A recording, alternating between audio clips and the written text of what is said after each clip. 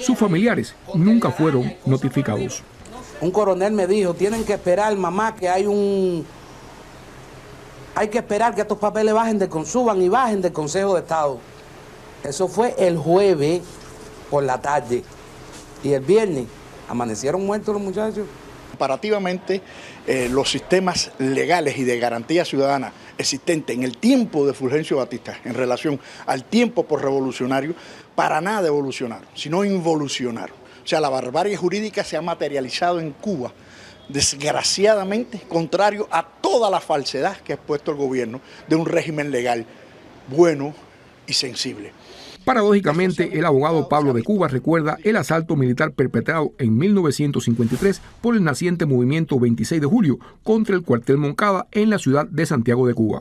Según reportó la prensa de la época, 48 muertos y 29 heridos fue el saldo de la frustrada acción militar. Su líder, Fidel Castro, fue condenado a solo 15 años de privación de libertad y liberado 18 meses después. Cuba ha tenido la característica de utilizar la pena de muerte como método ejemplarizante, es decir, matar para implantar el terror en la sociedad y taparlo con un proceso de ejemplo social. Es decir, si intentas hacer lo que yo considero que no solamente va en mi contra, sino me puede perjudicar mi estabilidad, te mato. Lorenzo Copello, de 31 años, Bárbaro Sevilla, de 22, y Jorge Martínez, de 40, los captores de la lancha de Regla, no tuvieron derecho al arrepentimiento. Fueron pasados por las armas. Luis Guardia, Martín Noticias. Pero tenemos más reciente los hechos de Bahía Honda.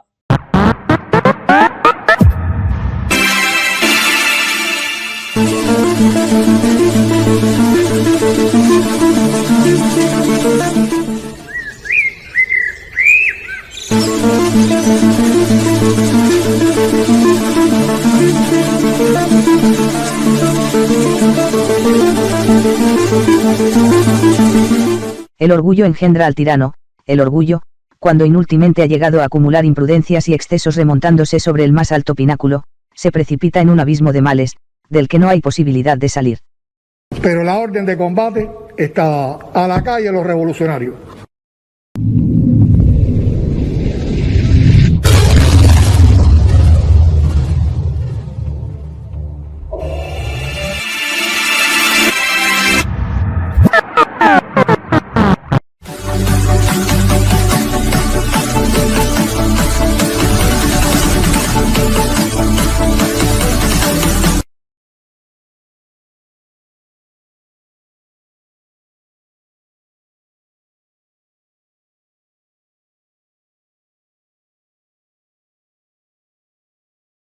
No hay ley que diga que tú puedes asesinar, que tú puedes golpear una lancha que viene llena de civiles. No pueden decir de que no sabían que veían civiles, que iban niños. Bien, los tensos encuentros entre guardafronteras norteamericanos y cubanos, mejor dicho, y migrantes, además de la llegada de lanchas de Estados Unidos a Cuba, son cada vez más frecuentes, han sido cada vez más frecuentes durante los últimos meses. El más reciente ocurrió ayer en la costa norte de Villa Clara, donde interceptaron a 26 migrantes en una embarcación a la deriva. Al coronel Víctor Álvarez Valle, quien es el segundo jefe del órgano especializado de la Dirección General de Investigación Criminal del Ministerio del Interior. Coronel, un placer que nos acompañe nuevamente en la televisión. Bienvenido. Saludos, Humberto. Saludos también a los televidentes y a todos los que nos siguen. Comencemos por lo siguiente. La nota habla de una comisión. Usted formó parte de la comisión. ¿Cómo trabajaron? ¿Qué fue lo primero que hicieron? Sí, bien. Como se informó en mesa redonda el día 2 de noviembre, recién pasado, existía una investigación en curso a partir de sucesos en Bahía Honda y hoy cumplimos, ¿no?, con el deber de informar a nuestro pueblo, a la opinión pública, los resultados que se obtuvieron producto al suceso, al lamentable suceso ocurrido en la noche del 28 de octubre del 2022 entre dos embarcaciones al norte de las costas de Bahía Honda, donde como resultado fallecieron 7 personas, entre ellos una niña de 2 años llevada a este evento por su propia madre, quien sí sobrevivió al incidente.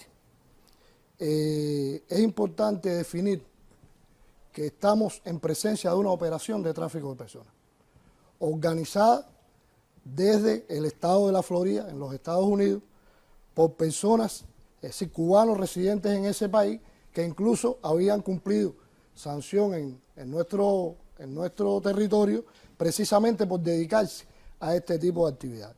Está determinado que en la embarcación venían 2 lancheros, uno se encuentra detenido, el otro falleció en el momento en que se produce el incidente, y como resultado de esto hemos conocido los resultados de la investigación, hemos conocido que en previo concierto un grupo de personas incentivado precisamente por estos organizadores desde los Estados Unidos.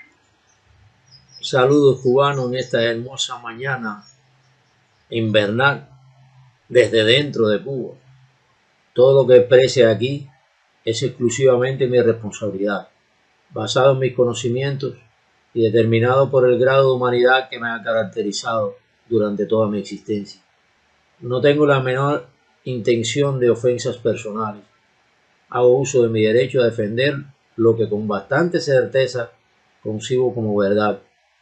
Un hombre cristiano tiene que estar en contra de las injusticias, aunque se desplomen los cielos, y defender lo justo al precio de la vida si es necesario. Del preámbulo del coronel, llevándolo a niveles de justicia de los hombres y de Dios, solo es aceptable como verdad que el tráfico de personas es organizado y aprobado desde los Estados Unidos por cubanos norteamericanos, alentados por las distintas administraciones norteamericanas. La actual tiene la especial característica de incentivar directamente este tipo de emigración irregular, con su política de fronteras abiertas y dando la posibilidad de acomodamiento a los cubanos inmigrantes de esta forma ilegal. Por lo tanto, la administración demócrata de Joe Biden tiene una parte de culpabilidad en estos asesinatos. A través de 63 años, los Estados Unidos y el régimen castrocomunista han negociado con las desgracias y las necesidades del pueblo cubano.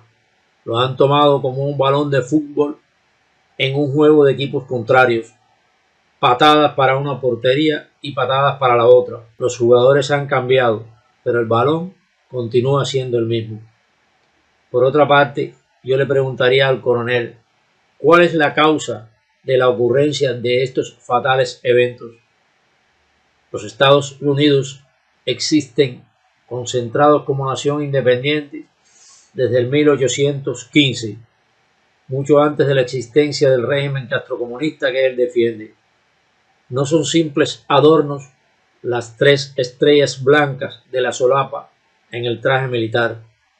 La migración forzada de cubanos hacia los Estados Unidos toma dimensiones descomunales desde el 1959, que por medio de la violencia, Fidel Castro y sus secuaces ascienden al poder tras la mentira de una revolución para los humildes e instauran una dictadura que se apodera de todas las libertades y derechos, condicionándolos a la política gubernamental.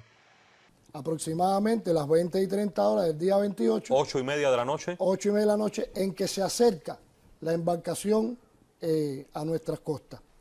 Es importante referir, Humberto, que esta es una embarcación, como se verá en el transcurso de la explicación que harán los especialistas, que es una embarcación que había sufrido un grupo de transformaciones desde el punto de vista estructural, diseñada originalmente para el paseo de 6 personas, fue transformada totalmente para buscar mayor capacidad, lo que por supuesto, con la adaptación también de un balcón en popa y motores de mayor capacidad, disminuía la seguridad para la navegación en aguas profundas, es decir, una embarcación de paseo diseñada también para navegar en aguas más cercanas a la costa. Es esa la embarcación que el día 28 arriba, a 150 metros aproximadamente de la costa de Bahía Honda. Después que los organizadores en el territorio nacional habían sostenido intercambios telefónicos con los que están organizando allá, y estos le habían indicado a los lancheros la zona por donde debían acercarse a la costa. Y además tenemos certificado con el Instituto de Meteorología que hay una luna nueva, es decir, totalmente oscuro, prácticamente oscuro. Hay una marejada de 0,5, 1,5 de alturas de ola. Eso coincide con lo que estaban explicando los propios participantes y este propio lanchero, que cuando llega ahí a la costa el mar estaba bastante movido, fue bastante engorroso abordar la embarcación porque ellos habían preparado unos medios artesanales, lo que comúnmente se le llama medios rústicos, y con eso fueron trasladándose hacia la embarcación. De una forma desordenada empiezan a abordar esta embarcación, ya la abordan las 24 personas, y en ese momento una lancha patrullera de las tropas guardafronteras que se hallaba cumpliendo con sus funciones de patrullaje, la protección de la frontera, la identificación de los medios sospechosos, el acercarse por si es necesario auxiliar a alguien en una embarcación que se está moviendo, es iluminada. ¿Qué sucede en este momento? El lanchero, al percatarse de la presencia de lancha guardafrontera, da potencia a sus motores y casi de una manera provocativa gira adelante de la lancha guardafrontera. Ya estaban todas las personas, ya habían montado. Ya están a bordo. Es que le fue retirado su motor original, un motor intraborda, y le fue acoplado 2 motores fuera de borda. Es decir, un motor original que el fabricante lo está diseñado para 310 caballos de fuerza, y se le fue retirado y se le puso 2 motores fuera de borda con 200 caballos de fuerza cada uno. Es decir, un incremento sustancial de la potencia de estos motores, que son motores que, bueno, consumen mayor cantidad de combustible, sí, y tienen una mayor rendimiento en la embarcación. Esto responde, Humberto, bueno, podemos ver la cantidad de combustible, a que para poder instalar esos 2 motores fuera de borda, es decir, retirar el motor intraborda y poder instalar esos 2 motores fuera de borda, había que hacer el sellaje del espejo de popa, como se conoce. Es decir, por la parte del espejo de popa es donde se transmite la fuerza desde el motor hacia la prospela. Entonces sellan el espejo de popa y instalan, como ya yo le había explicado, un balcón de popa, una extensión de popa para así colocar los 2 motores fuera de borda. Bueno, esas son las modificaciones fundamentales que les realizaron a esa embarcación. Como bien usted lo decía ahorita, el objetivo fundamental de estas 2 modificaciones es aumentar la capacidad de carga de la embarcación fuera de los parámetros para los cuales fue diseñada y buscar mayor potencia en la navegación. Vamos a hablar del impacto que se produce. ¿Cómo ustedes analizaron lo que vieron allí en cada una de las lanchas? Son 2 lanchas, quisiera que me explicara primero en el caso de la lancha que viene de los Estados Unidos y después cómo analizaron la lancha guardafrontera para llegar a las conclusiones a las que arribaba el coronel Víctor. Asociado a este evento apreciamos una sola huella que está reflejada en un daño. Sí.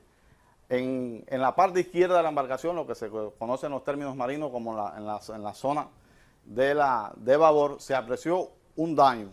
En algún momento leí que la lancha guardafronteras había partido en 2 esta embarcación. Y usted me dice que aquí solo se observa esta huella. Humberto, la información que nos está dando esa huella trasológica es de un impacto, es decir, un contacto que esa lancha tuvo, en este caso, con otro cuerpo que fue capaz de vencer la resistencia mecánica que tiene esa fibra de vidrio.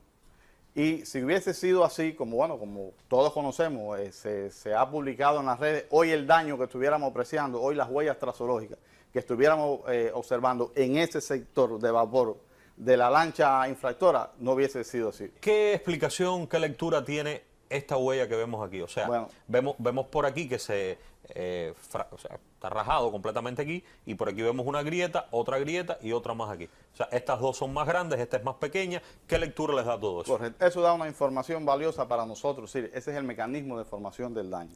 Eso es, primeramente tenemos un daño primario, una huella primaria que es donde se observa la ausencia en un área alrededor de 15 centímetros de la parte externa del casco de la embarcación.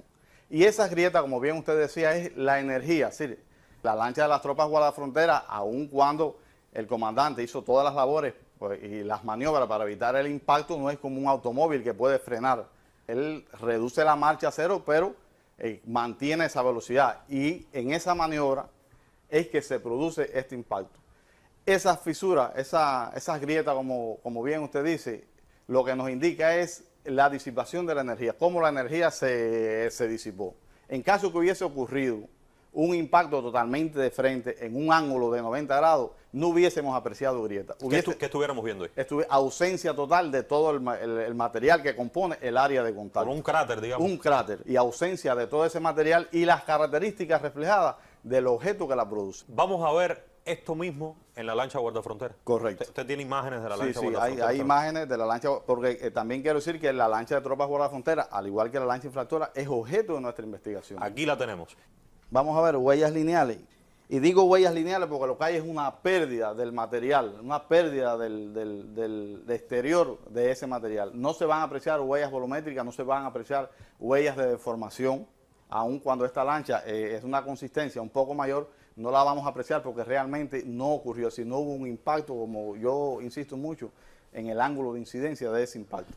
Finalmente, en esta primera parte, Perito, el coronel habla de que cuando se realiza esta maniobra, o sea, cuando ven los lancheros que está cerca la lancha de guardafrontera, hacen una aceleración. Es como interpreto, la lancha sale muy rápido, tiene dos motores que son de más potencia de lo que tenía originalmente, en una zona muy baja, con más de 20 personas, o sea, 26 personas, y yo lo que entiendo es que se pegan las hélices de los motores abajo. ¿Es así? Es así. Una vez que inspeccionamos toda la parte del casco de la embarcación y apreciamos todas estas huellas lineales, nos remitimos, es decir, vamos a inspeccionar lo que son los motores de la embarcación, estos dos motores fuera de borda.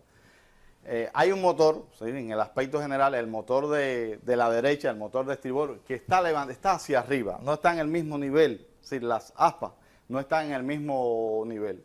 Eso nos llama la atención de que porque este motor está hacia arriba. Y vamos a observar también huellas lineales en la paleta de dirección. Cuando hablo de huellas lineales, bueno, el nombre lo indica, son huellas que corren en forma de línea paralela. Son como una rosadura. Como una rosadura, correcto, así mismo. Que van de mayor a menor porque, bueno, ahí indica qué parte entró en contacto primero y en la medida que ya fue desapareciendo esa huella. Estas huellas las vamos a apreciar, como se observa, en toda la paleta del timón del motor y una deformación en una de las paletas de las hélices del motor. Bueno, nos llama la atención, inspeccionamos el otro motor, no se aprecian este tipo de huellas, por lo que hicimos un análisis, teniendo en cuenta, bueno, lo que bien explicaba el coronel Víctor, que el lugar donde se produce este incidente es una zona baja.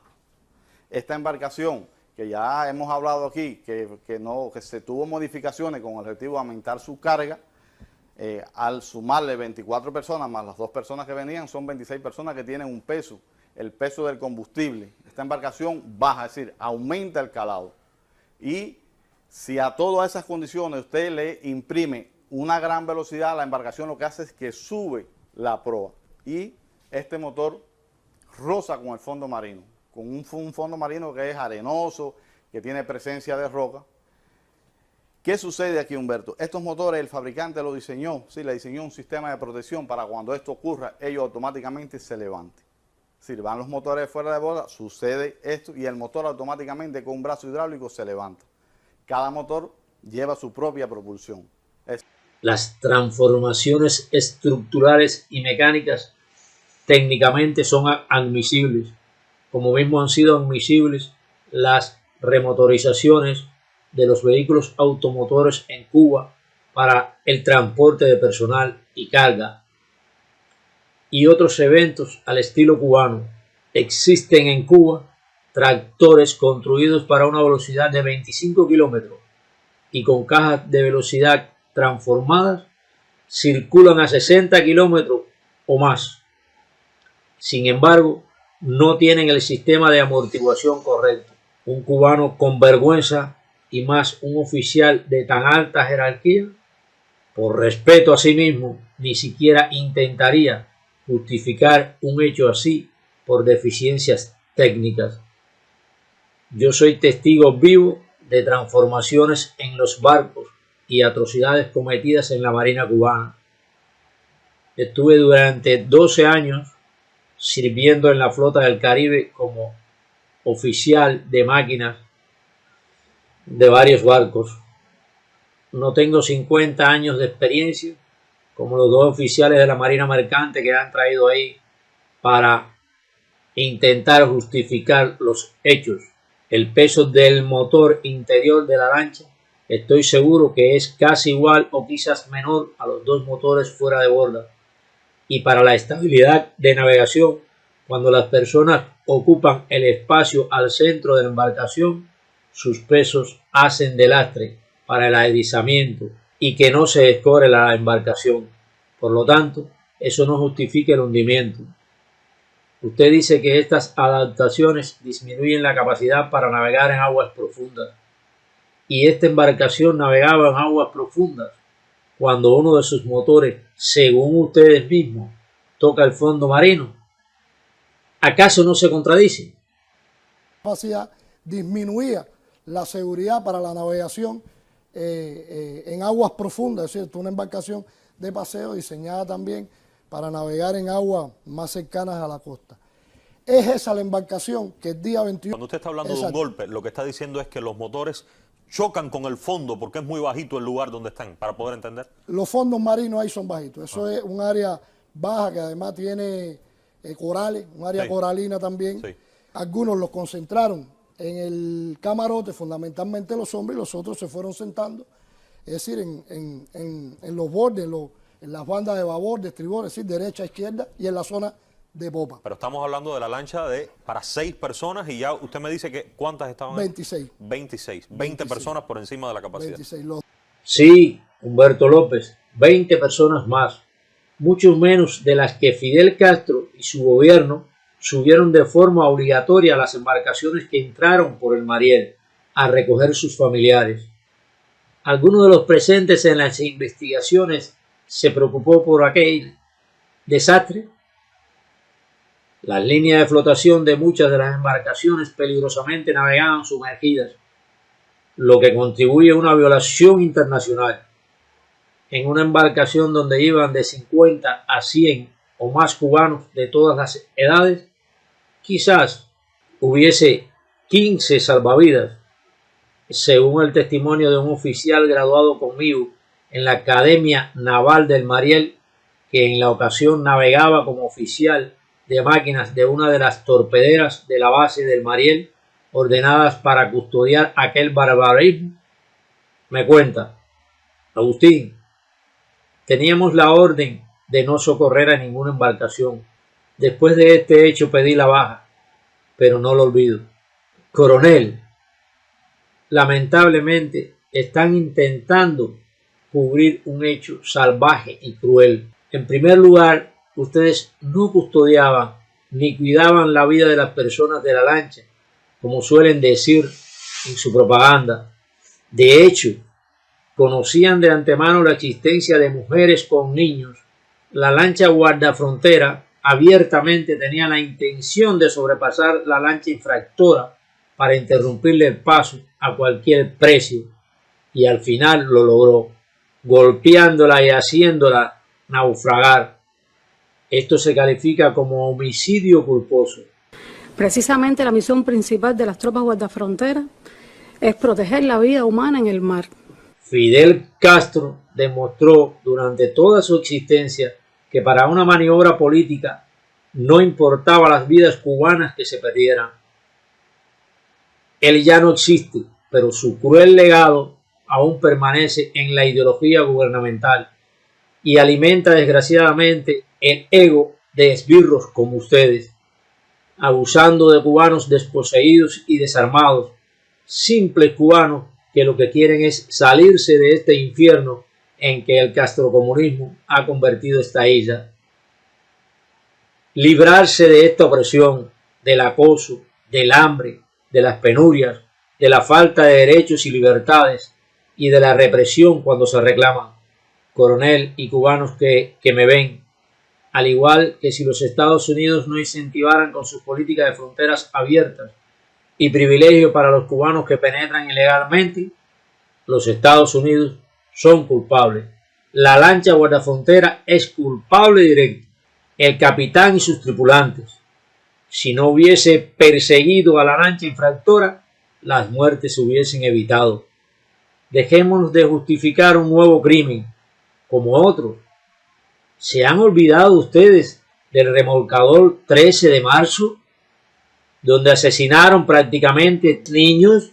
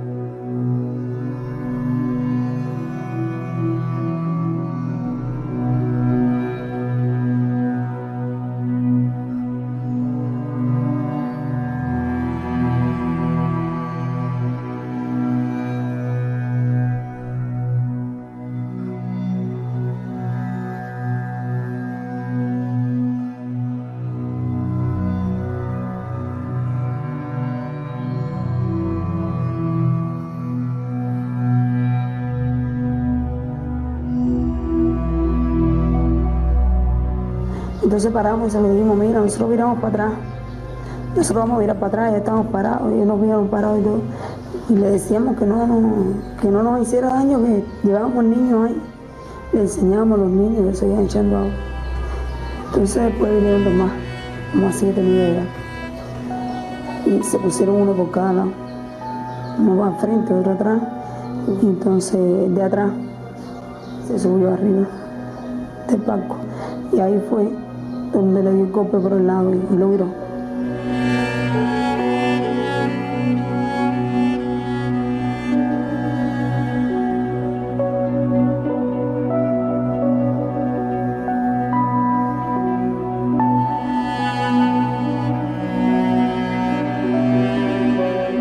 La tripulación de la lancha de las tropas por la frontera estuvo determinada precisamente para evitar esos actos por la remolcador, vuelven a la calumnia. da un giro a la derecha, lo establecido, realiza un giro brusco a la izquierda para evitar colisionar lo que ya prácticamente era inevitable porque la lancha se lo por la frontera interpuesto, que hemos conocido por los especialistas que han de un giro brusco que hace determinado ahora lo que sucedió es que los procedimientos lancheros indican a las personas que contrapesen a la derecha de las tropas y se produce un efecto que es a la derecha para evitar que las personas el tanque de combustible más el agua que había establecido también para evitar que la lancha hace que ya prácticamente es inevitable porque la lancha se impactó y el Coronel, usted también, junto al teniente coronel Iván Rodríguez Hernández, son culpables. Independientemente de que Y esos supuestos oficiales de la Marina Mercante,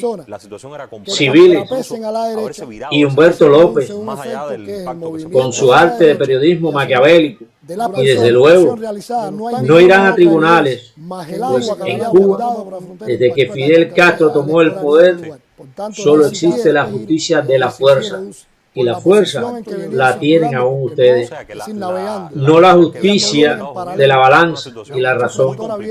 Así han asesinado, encarcelado, acusado, reprendido y cometido y cometen cientos de atrocidades sobre hombres inocentes y pueblo en general. Pero recuerden todos, del tribunal de sus conciencias y de Dios no escaparán.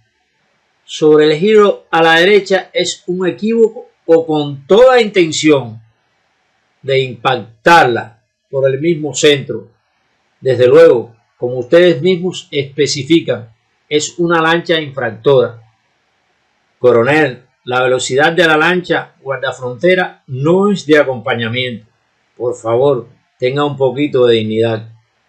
De estar ustedes en la posición de quien venía al frente de la lancha infractora, de la lancha que venía de Estados Unidos, ¿cuál hubiera sido la actitud responsable, aun cuando tenía 20 y tantas personas, era una actividad de tráfico de personas, pero cuando el motor comienza a dar problemas porque se pegó al fondo, ¿cuál hubiera sido la actitud responsable, digamos, para salvar la vida de esas personas que quería explicar? La pregunta no está bien enfocada. Estuviese bien enfocada si hubieses preguntado si ustedes hubiesen sido los que ocupaban el mando de la lancha guardafrontera, ¿qué hubiesen hecho ustedes para salvar la vida? ¿Continuar persiguiendo la lancha? Porque sin duda es una persecución lo que están haciendo. Las imágenes de ustedes mismos lo demuestran, como esa lancha, a la otra disminuir la velocidad producto del desperfecto, ya la va sobrepasando. Nunca hubo una custodia. Repito, el briquet es recto. Entonces, si vas de custodia a una lancha oscura, el briquet va enfilado hacia la popa de la lancha que se intenta cuidar o custodiar.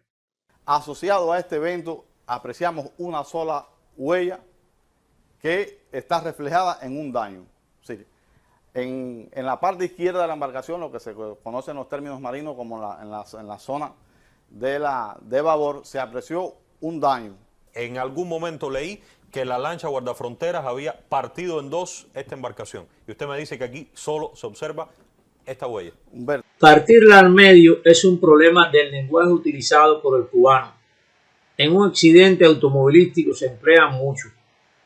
El camión partió al medio el auto y en realidad fue que le golpeó por el medio, así como hizo la lancha de patrullaje.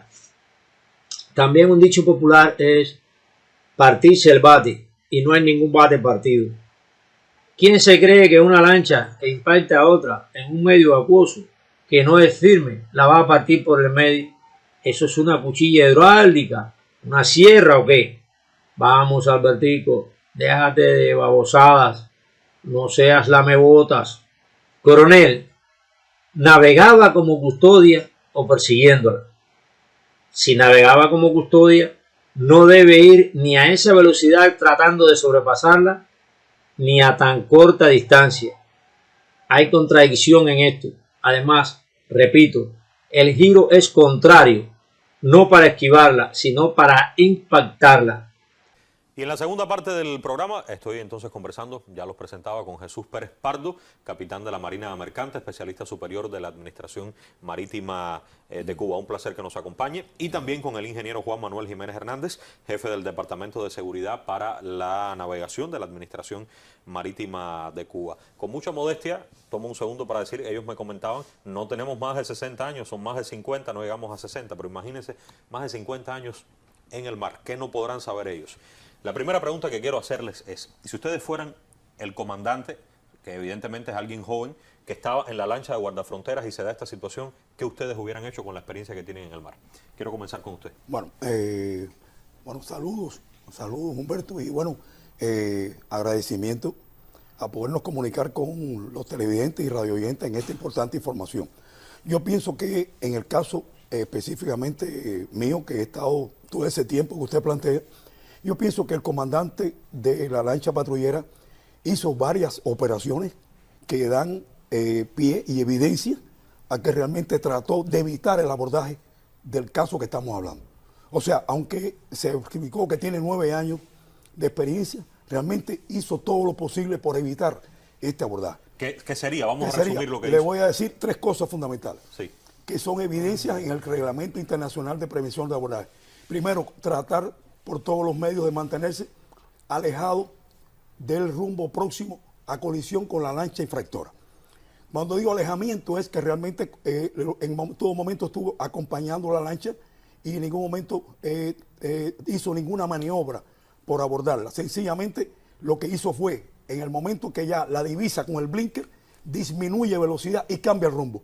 Eso, desde el punto de vista del convenio del Reglamento Internacional de Abordaje, es suficiente, una evidencia más que suficiente para poder dar un criterio de que evitó el abordaje. Primero que se me ocurre preguntar sobre estos 2 hombres es que si en realidad son civiles, ¿qué grado militar tienen?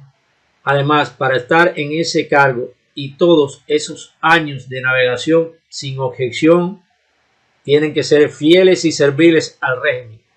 No hablarían nada en contra de los agresores. El reglamento en la Marina Mercante es militar.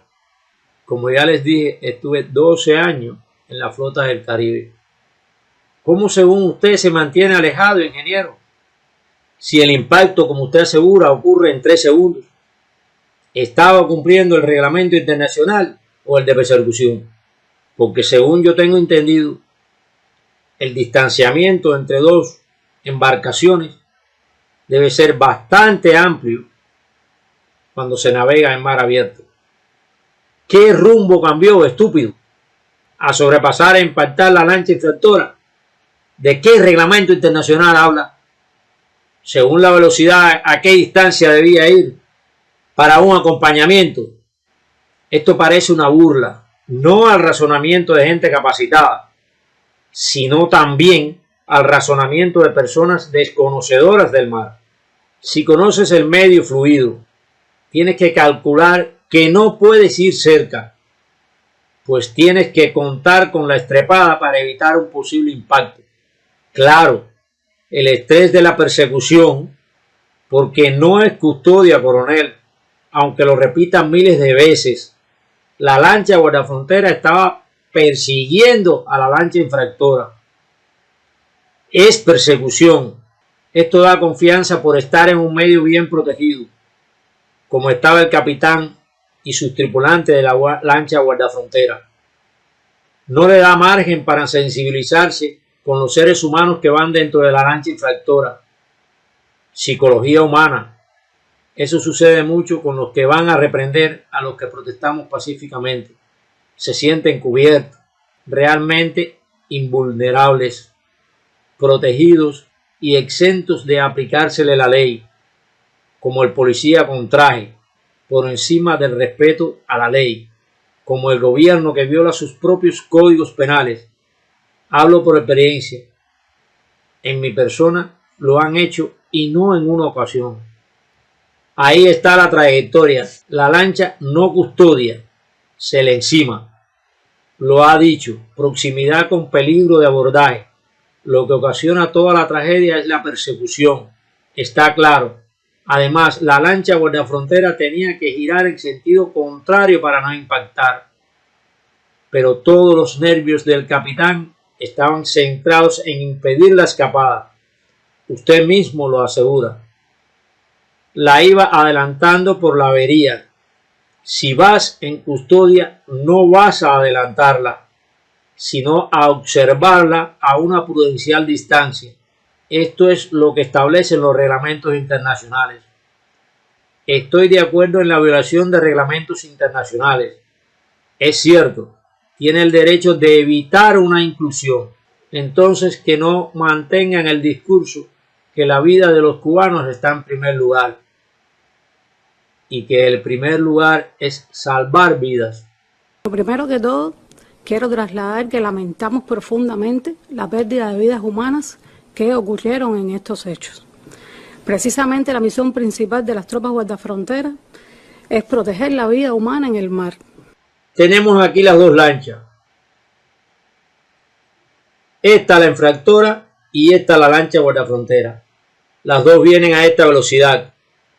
Si esta hace un giro acá y esta hace un giro para allá, seguro que la van a impactar.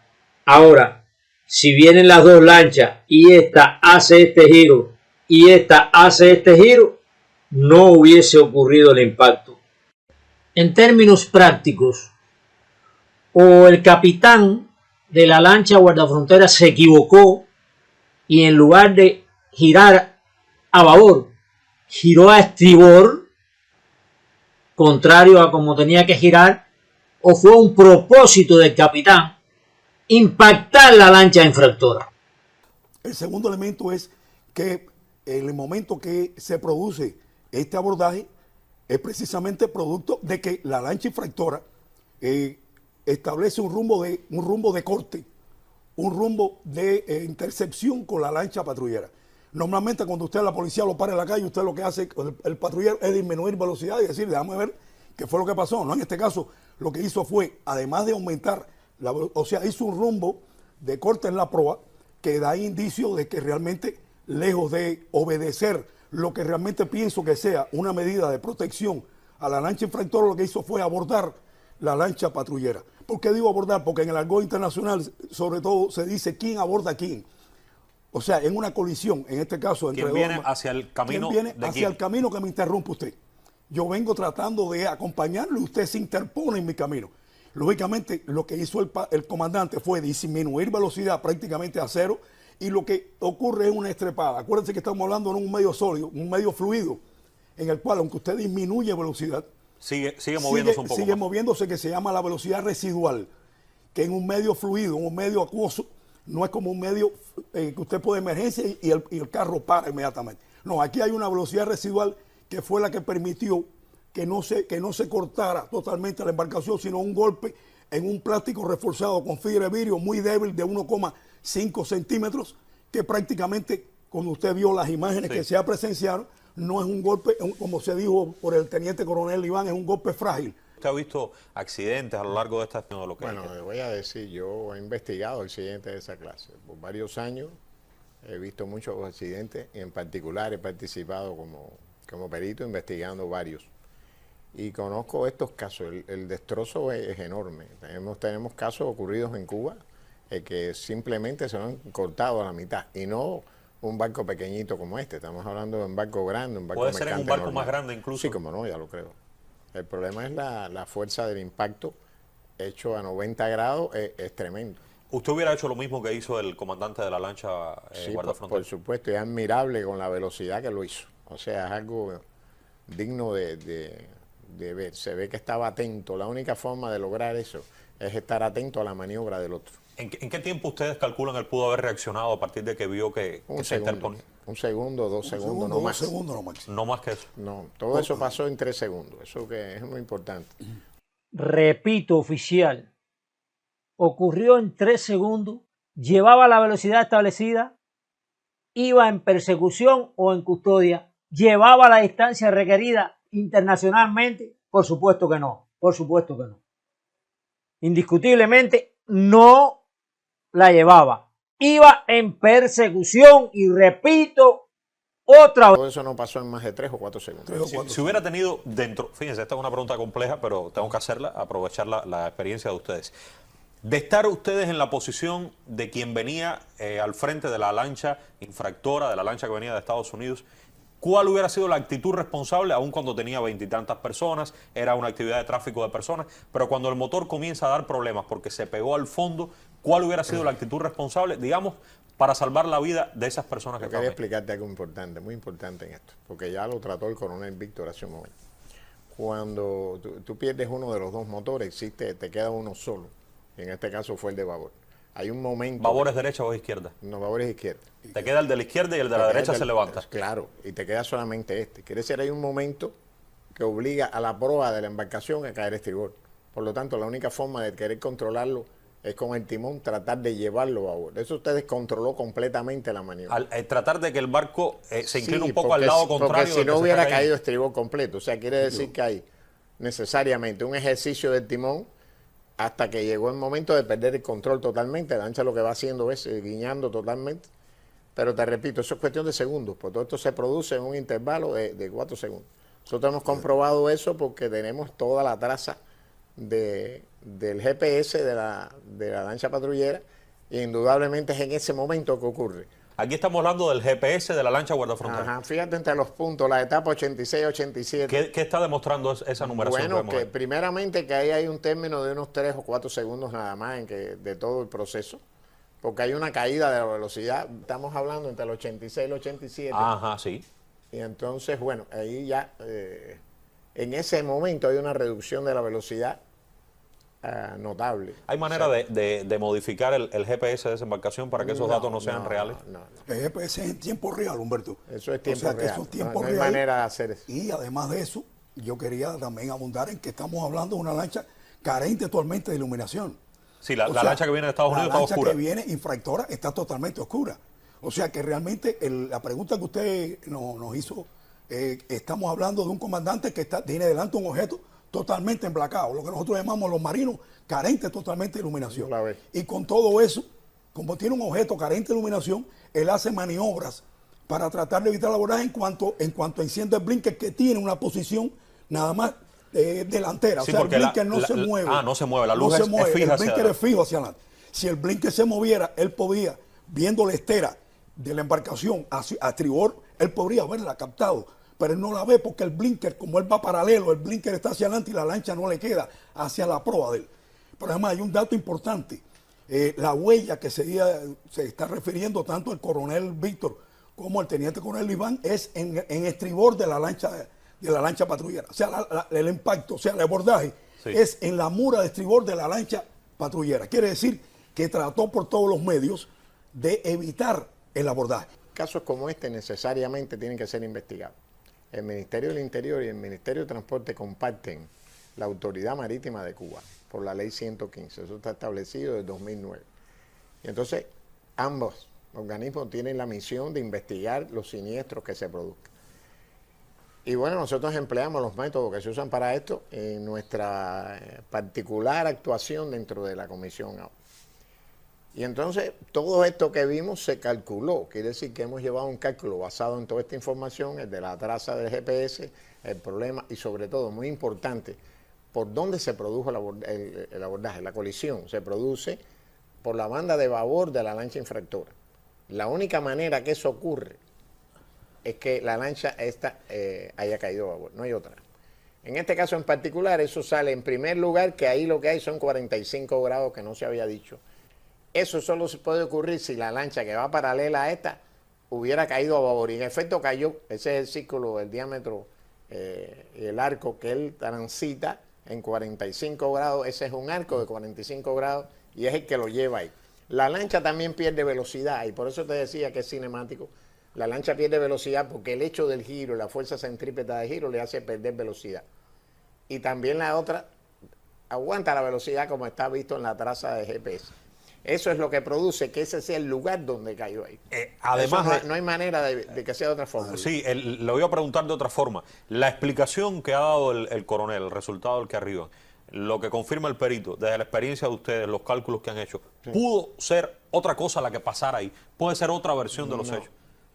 No, no es posible. Mira, hay 3 presentaciones en un caso de proximidad con peligro de abordaje. O hacen en la misma dirección y en sentidos opuestos, que es lo que llamamos los marinos de vuelta encontrada, o se va de cruce o hay un adelanto. Solamente hay 3. Y aquí todo indica que se iba adelantando, quiere decir, la lancha nuestra iba adelantando porque la otra está reducida en velocidad, por la avería que tuvo. Esa lancha debía haber estado haciendo 40 nudos, por lo menos. ¿Eso en kilómetros cuánto es? En kilómetros, bueno, multiplícalo por 2 y no estamos hablando de 80. Realmente, ¿qué pasa? Él ha perdido uno de los motores. Ya. Y entonces estamos hablando que iba a unos 23, 25 nudos. En ese momento. Claro, y por eso la nuestra lleva 35 y la va alcanzando. Ahí, ese estudio cinemático significa que él la hubiera alcanzado en 2 o 3 segundos. Él iba a 9, o sea, lleva una velocidad de alcance de 9 nudos, estamos hablando de 4,5 metros por segundo. En definitiva, la ya versión... lo que están ahí es nada. Claro, pero la versión que daba el coronel, en la opinión de ustedes, es prácticamente la única matemática, físicamente, desde el punto de vista de la experiencia, posible. No existen otras variables. Reglamento internacional para prevenir abordajes. Desde luego, no voy a leerlo todo, pero voy a leer una parte. Regla 2. Responsabilidad. Ninguna disposición del reglamento le eximirá de la responsabilidad del cumplimiento del mismo y observar cualquier precaución que pudiera exigir la práctica normal del marino. Se debe tener muy en cuenta todas las condiciones y riesgos posibles que pudieran hacer necesario apartarse de este reglamento para evitar un peligro inmediato. Visibilidad reducida, condición en la que la visibilidad está disminuida por causa de niebla, bruma o nieve. Regla número 5, vigilancia.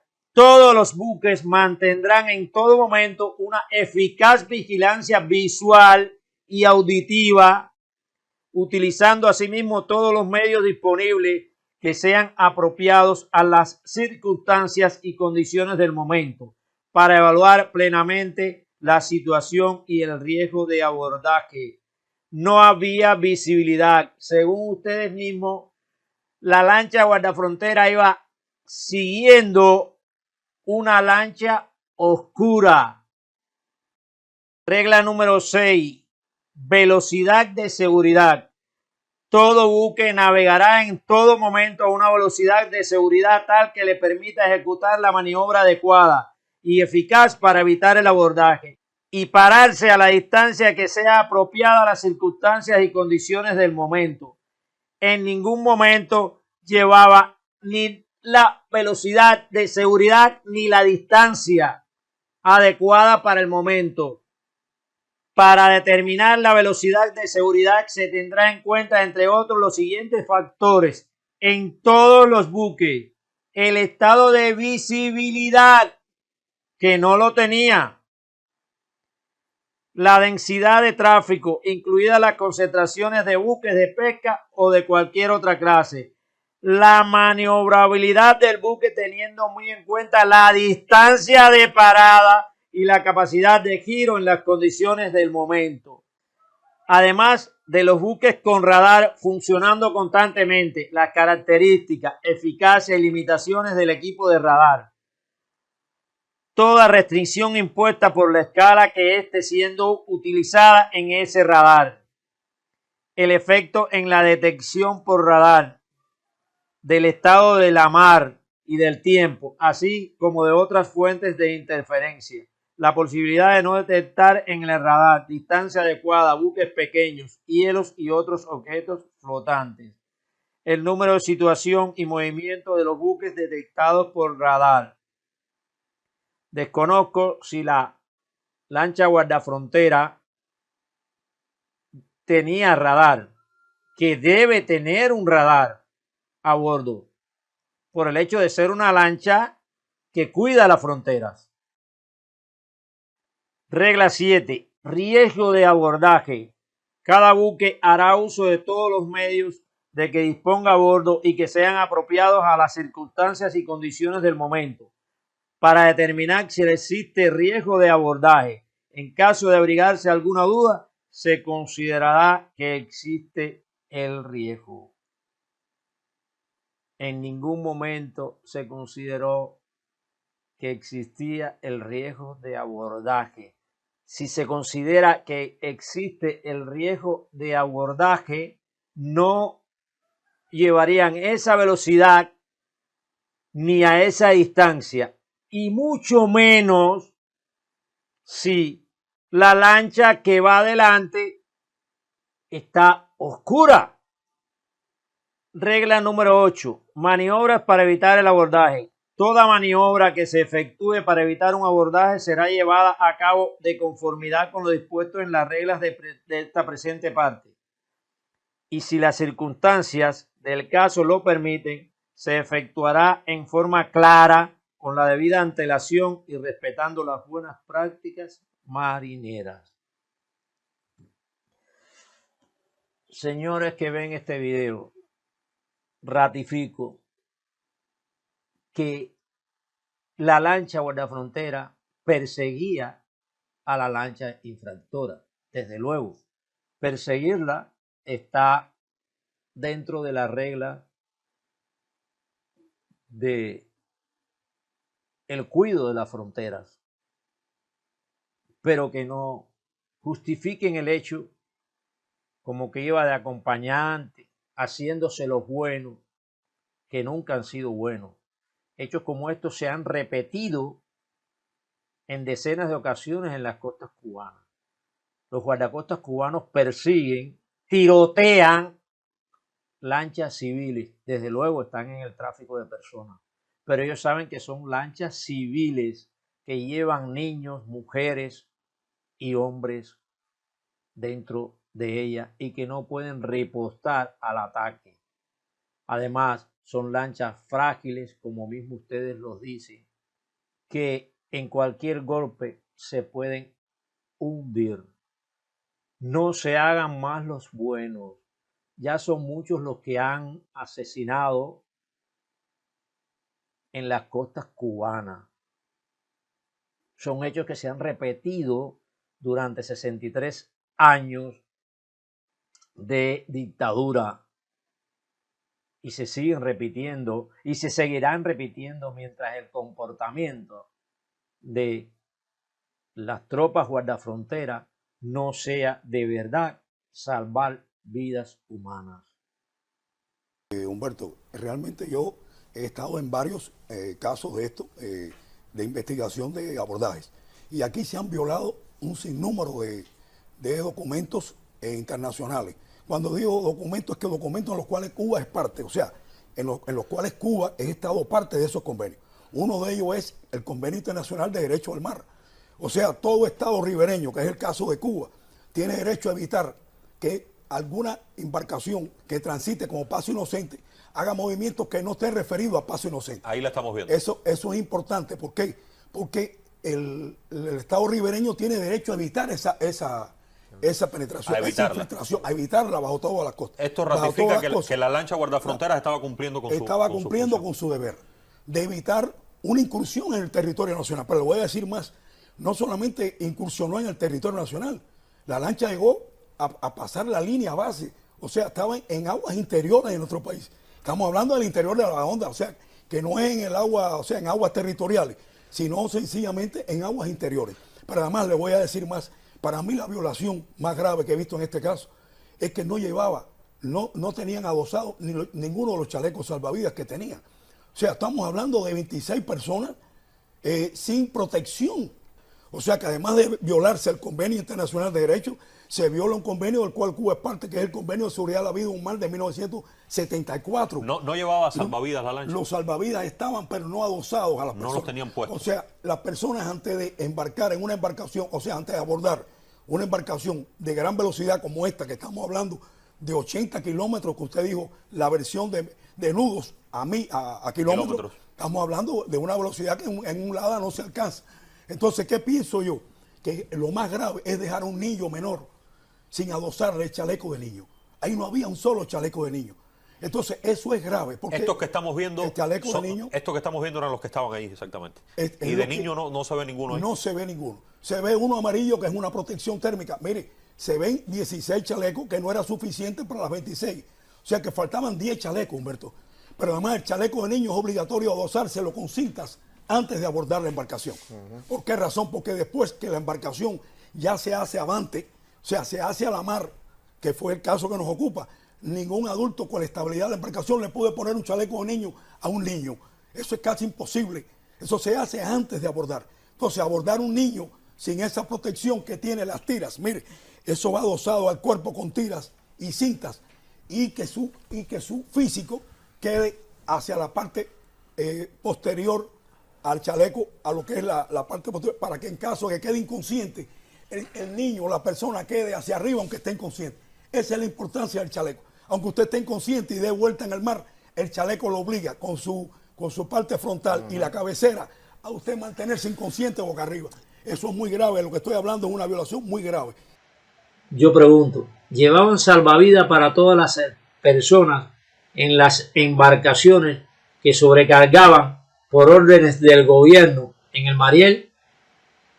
El convenio, según usted mismo, es de 1974.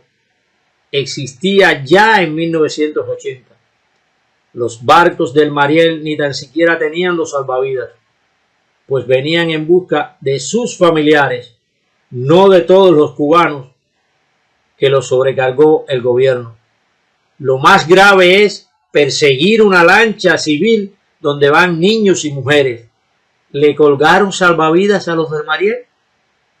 No sea hipócrita, oficial. Es usted un miserable. Tiene años de navegación, pero lo que necesita son años de humanidad, de conciencia, de sensibilidad humana. ¿Qué puede usted decir del remolcador 13 de marzo? Sí, es cierto, es un abordaje culposo de quien impacta. Ahora sí se califica como persecución e intercepción a toda costa sin importar quién muera. Está todo bien hecho. De lo demás, sobre el intento de justificación a través del noticiero o del programa especial de usted, Humberto López, ¿cómo obtuvieron el audio de la llamada que colocan en el reportaje? Si es como lo obtienen conmigo, espiando todas las llamadas de mi teléfono, no sé. Creo que ha sido una violación más. Lo que acontece a continuación se trata de los traficantes vinculados al tráfico de cubanos, incentivados de los Estados Unidos con plena conciencia de sus consecuencias. Un negocio jugoso y aborrecible para ambos gobiernos que no afecta a sus familias, sino al pueblo desposeído y humilde, pero está aprobado de ambos estados. Las declaraciones de los participantes no son creíbles, actúan bajo el efecto del acoso, la intimidación y el miedo sembrado y cultivado por Fidel Castro y su revolución. Yo lo he vivido. ¿Qué más acto terrorista que por pensar diferente, por hablar diferente al discurso gubernamental, vengan a tu casa y te quiten tus propiedades legalmente obtenidas? Eso no es terrorismo. Yo lo he sufrido y conozco con veracidad cientos de personas que lo han sufrido también.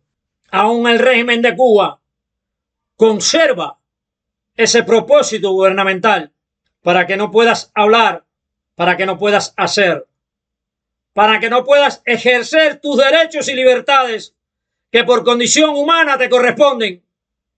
Eso es terrorismo, mucho más que un hombre, un loco, un Quijote venga a liberar a Cuba con una moto acuática y 4 pistolas.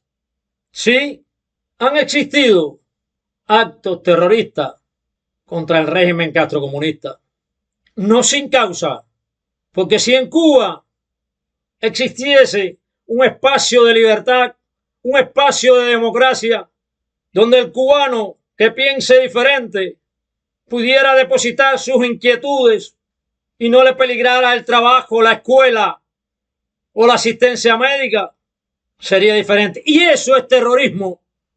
No permitir dentro de un país partidos de oposición, organizaciones independientes y todo por la fuerza del poder. Eso es terrorismo. Adoctrinar, implantar desde que los niños nacen o van sus primeros años a la escuela. El adoctrinamiento, eso es terrorismo. Amenazar a un cubano con que lo expulsan del trabajo si manifiesta ideas diferentes a la ideología gubernamental. Eso es terrorismo. Amenazarlo con que expulsan a su hijo de la escuela, del centro estudiantil o de su trabajo si ya lo ha comenzado. Eso es terrorismo. En las planillas de becarios, en la década del 60 y del 70, venía un aspecto que decía, ¿practica algún tipo de religión? Si practicaba algún tipo de religión, decenas de carreras importantes no te aceptaban.